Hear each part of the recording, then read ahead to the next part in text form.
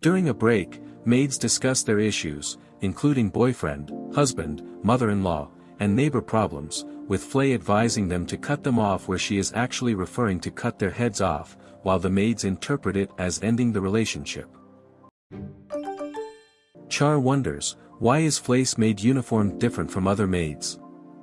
The reason is simple, because when the maids gave her the normal outfits for the first time, it couldn't contain those giant assets.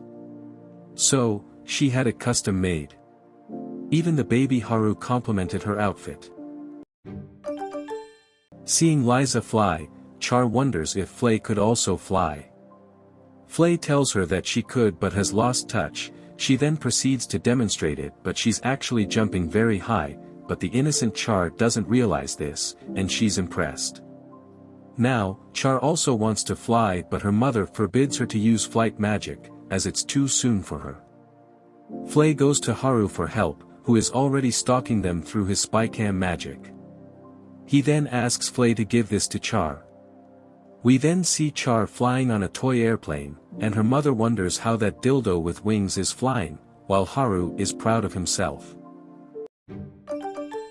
After playing with Flay, Char invites her to the castle bath. Flay, being the true wild beast, jumps into the cold river, and after the bath, she shakes herself to dry her clothes. Haru inquires about Liza's hold-up life. She tells him her routine, which was to wake up at noon, read the books, fall asleep, wake up and continue the process. Haru is jealous, and thinks it's the ideal life. When he asks her about food, she mentions that she ate once a week, which impresses him further, and he concludes that she is a legendary shut-in. Liza is curious about how the teleportation door works, and Haru tells her that he just connected the two barriers together. But it doesn't give her any information, and she concludes this magic is not of this world. Char and Liza are enjoying the hot open-air bath, and invites Flay to join. She tells them that she is already in the bath, referring to her tail which is in the water. Liza persuades her to join in as it's made by Haru.